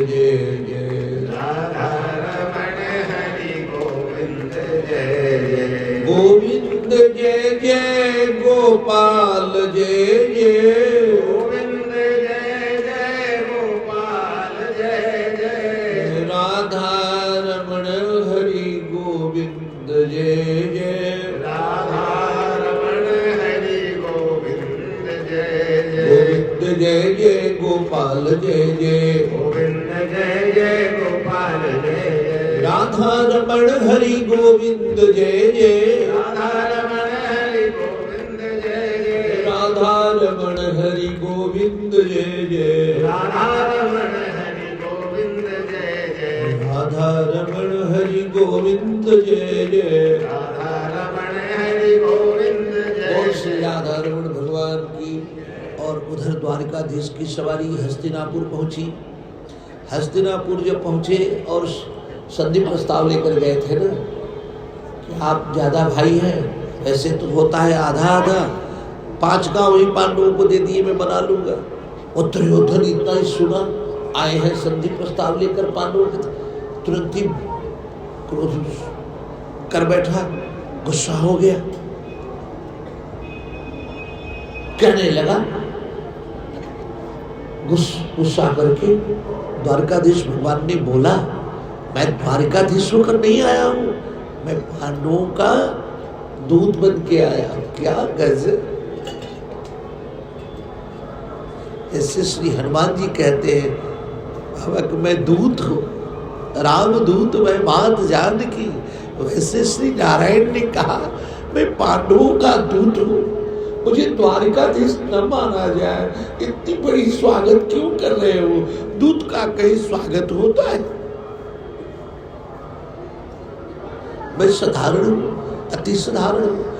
गुस्सा कर गया दुर्योधन, पांडवों की तरफ से दूत बन के आए है कोई, पकड़ करके जेल में डाल दिए इसको। श्री द्रोणाचार्य जी, श्री भीष्म पितामह जी छाती पीटने लगे, हाय हाय करने लगे, हे दुर्योधन, हे धृतराष्ट्र, मना करो इसको, ये क्या कर रहे हो? भगवान जगन्नाथ है, अखिल ब्रह्मांड नायक है, त्रिलोकपति है, अरे कितनी भूल कर रहे हो। जो लोग भगवान को जानते हैं वो तो ऐसा बोल रहे थे, और दुर्योधन तो बढ़कर बोलने लगा। भगवान ने विराट स्वरूप का दर्शन दिया, कराया, लेकिन दुर्योधन कहता है ये जादूगर है, जादू करता है, हिप्नोटाइज करता है, सम्मोहित करता है, ये भगवान थोड़ी है, ऐसा बोलता। जब तक भगवान कृपा की आंख न देवे, दिव्यम ददामि ते चक्षु, जब तक भगवान को कोई जानता, सोई जाने जही दे जनाई, से सिमरे जही आप सिमरावे। फिर तो भगवान के चरणों में भगवान गुस्सा करके जो विराट स्वरूप का दर्शन कराए ना, श्री गुरु द्रोणाचार्य जी, भीष्म पितामह जी, त्राहिमाम पाहिमाम, क्रोध शांत कीजिए प्रभु। भगवान का गुस्सा शांत होता है। धृतराष्ट्र कहने लगे, अरे भाई भाई का झगड़ा है, ये आपस में समझ लेंगे, आपके लिए इतने रसोइया है, प्रसाद की तैयारी, आप प्रसाद पाइए। भगवान ने बोला जहाँ मेरे भक्तों का मान होता ना, वहाँ मैं प्रसाद पाने का दूध एक बूंद पानी भी नहीं पीता, मैं जा रहा हूँ। भगवान जाने की घोषणा करते हैं। गुरु द्रोणाचार्य आकर कहने लगे, प्रसाद पाने का समय है प्रभु, हम ब्राह्मण हैं, आपकी कृपा मेरे पर हुई, मेरे यहाँ चल के प्रसाद पा लीजिए प्रभु, मेरे पर कृपा कीजिए। भगवान तो अत्यंत ब्रह्मण्य है। सिर झुका करके भगवान ने बोला, हे ब्राह्मण देवता, मैं दूसरी जगह प्रसाद पाने के लिए आमंत्रित हूँ, मेरा पहले से आमंत्रण है, मैं यूं थोड़ी पाता, मुझे तो दूसरे क्या। फिर तो जाने कि भगवान किसी को गौरवान्वित करना चाह रहे हैं, और भगवान ऐसा अंतर्यामी कौन। बाबा या तो हमारे गुरुदेव या तो गोविंद। गुरुदेव किसी के यहाँ जाएंगे ना, उसकी छोटी सी व्यवस्था में भी जाएंगे तो उसकी व्यवस्था का ध्यान करेंगे, वहां ज्यादा लोगों को लेकर नहीं जाएंगे। सदु वो अंतर्यामी जानहार। इसी प्रयाग की बात है, गुरुदेव एक सभा में थे, एक पंडित जी सुबह से शाम तक रह गए, महाराज जी को अपने घर ले जाना है। अंतिम समय में महाराज जी ने कहा, जो महाराज जी की गाड़ी में हम लोग थोड़े बैठे रहे, सबको भेज दिए, महाराज जी उनको भी बैठा लिए, फिर हम लोग गए उनके घर। उनका एक गली में घर था पंडित जी के, और केवल पंडित जी थे, पंडिताई थी। पंडित जी 70 साल 75 साल की उम्र नहीं होगी। प्रसाद उर्साद पा चुके थे, महाराज जी रात्रि में पाते नहीं, दूध पीते। और जो पंडिताई थी ना, और पंडित जी थे, झरझर झरझर रो गए। महाराज जी ने कहा, हम तो रात्रि में नहीं लेते, रोने लगे। महाराज माता जी बोली, हम आपके लिए खीर बनाए हैं प्रभु। गुरुदेव भगवान ने बोला, खीर बनाई है हमारे लिए, लाइए लाइए। वो एक पतीले में मखाना का खीर बनाई थी। गुरुदेव पाए और पूरा पाए, पूरा हाथ लगा करके पाते रहे। साधु दाढ़ी उड़ी सब पे गिर गया, इतना प्यार से पाए। फिर हम लोग को भी थोड़ा थोड़ा दिए, फिर कह ले लो। अब महाराज जी इतना उनको गर्वान्वित किए, क्या कसम। साधु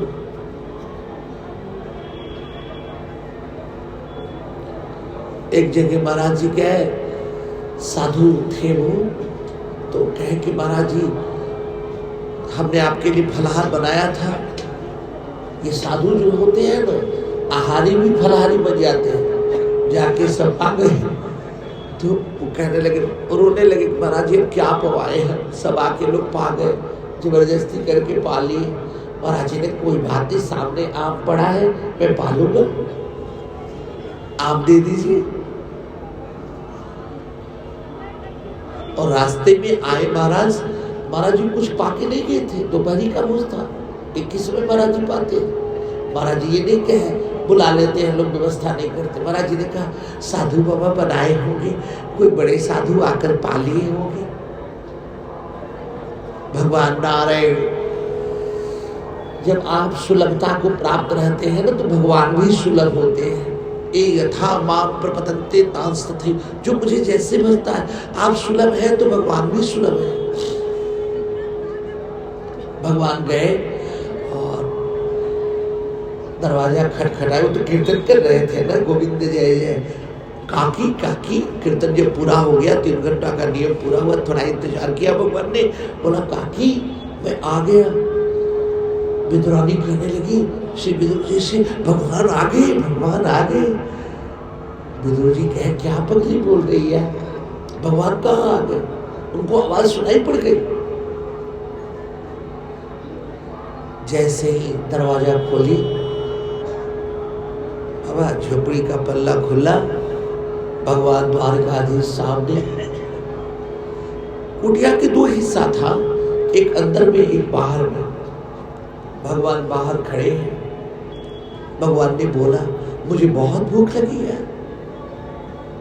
प्रसाद पवाइए, जल्दी लाइए। अब तो कुछ बने नहीं, कुछ तैयारी ही नहीं है। विदुरानी जी विदुर जी के मुंह देखा, और विदुर जी के चीरे खून गए, अब क्या करें, मरे जिए जैसा। कोई आपका पूज्य आ जाए घर पे और आपके यहाँ कोई व्यवस्था न हो, मरने की तुल्य। विदुर जी विदुरानी जी अंदर वाले कुटिया के हिस्से में चले गए, भगवान बाहर वाली कुटिया में थे, कुटिया के बाहर बाएं हिस्से में। विदुरानी जी ने कहना शुरू किया, मैं कह रही थी आप मानते नहीं, आप मेरी बात माने नहीं। विदुर जी क्या बोले? भगवान संकट मोचन है, संकट पैदा करते हैं तो संकट का समाधान भी करते हैं। भगवान ने तुरंत ही कहा, ये दिराखे में जो साग रखी है मैं खा लूं? फिर भगवान साग उठाकर अंगुली को चम्मच बनाकर प्यार से, जैसे सबरी जी के बेर की बखार करके खाए वैसे साग की बड़ाई करके खाए, खूब प्यार से पा लिया। फिर अब नमकीन खाने के बाद मीठा खाना है ना, भगवान ने बोला कुछ मीठा खिलाइए, आप ले। अब समस्या कुछ टली, फिर एक नई समस्या है, मीठा मीठा कहाँ से लाए? तो विदुर जी उस दिन गंगा नहाने गए थे, किसी ने केला दे दिया था, केला लाकर रख दिए थे। और केला देखा भगवान नारायण को, श्री विष्णु को, रामकृष्ण को केला बहुत पसंद है, इसलिए समय समय से केला का जरूर भोग लगावे। बाबा भगवान को जो पसंद है ना, बेर के दिन में बेर भोग लगावे, साधु दधी चूरा भोग लगावे, दधी भात भगवान जो पाते हैं, मालपुआ भोग लगावे, जो भगवान को पसंद है, दही साधु मक्खन भगवान को जरूर भोग लगावे। साधु माई होने का सौभाग्य अर्जित कीजिए, दही जमाइए, अपने हाथों से बिलो करके भगवान को भोग लगाइए, तब न माँ का शरीर होना सार्थक हुआ। अब मुई जो है बाजार से लेकर के भोग लगाई दे अमूल वाला मक्खन, भगवान मरी जावे। साधु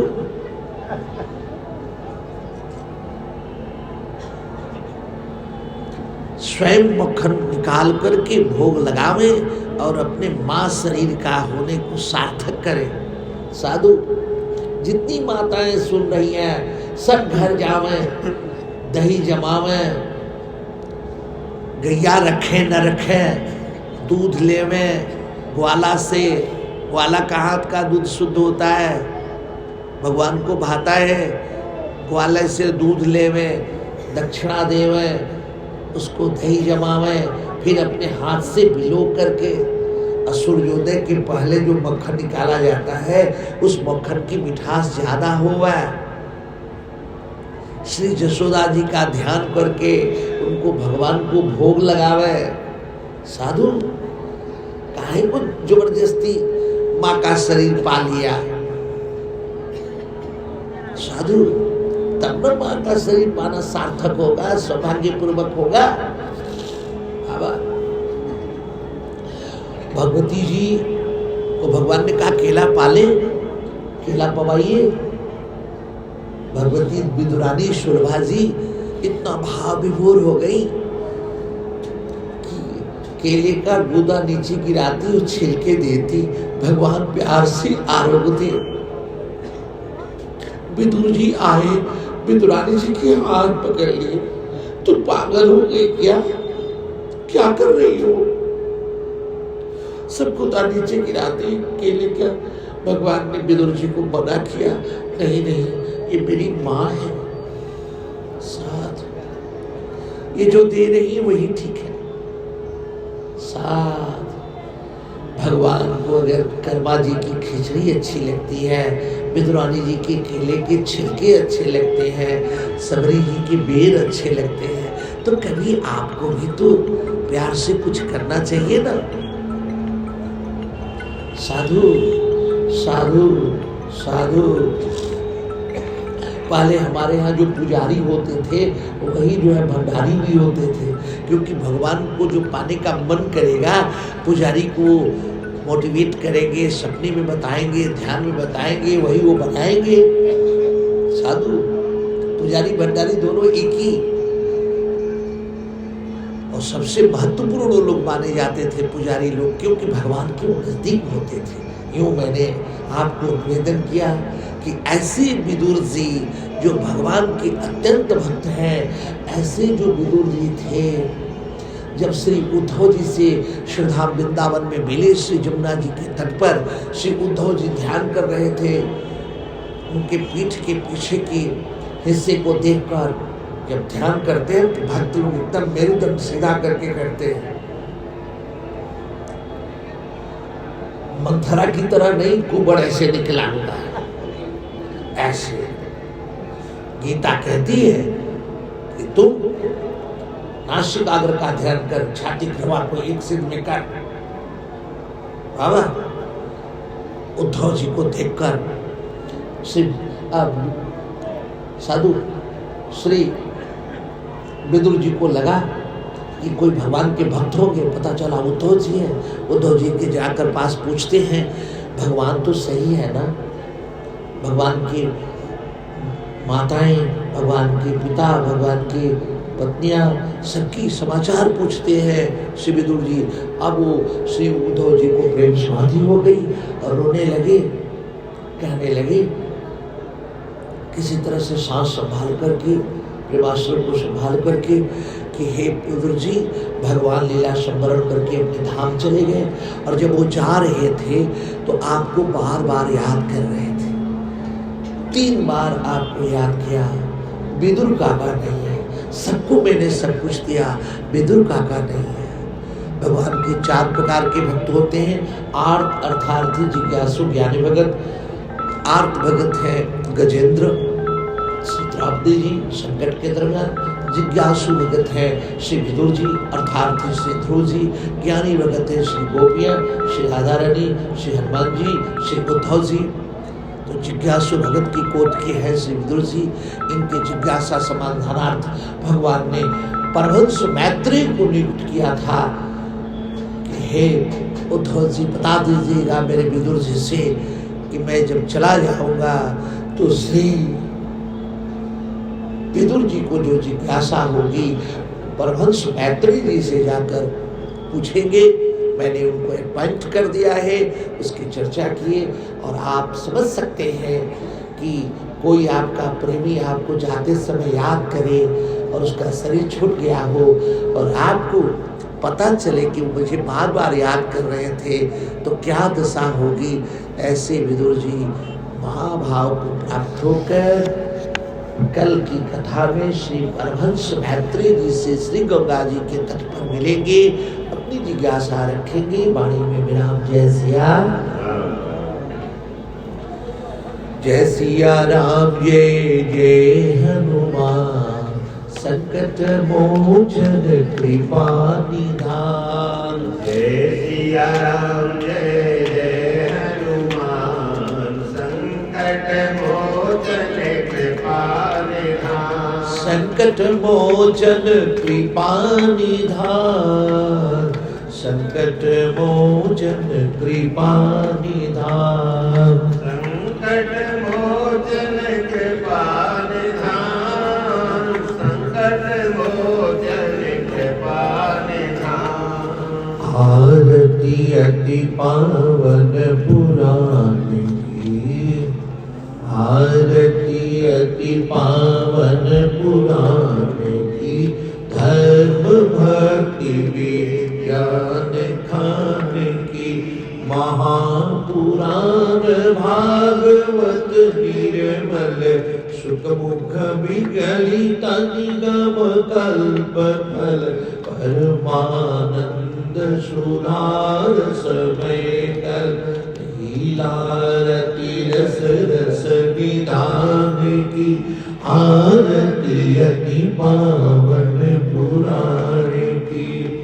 कलिमल मथनी त्रिताप निवारणी, जन्म मृत्यु में भव में हारण। श्रीवत सतत सकल सुख काल,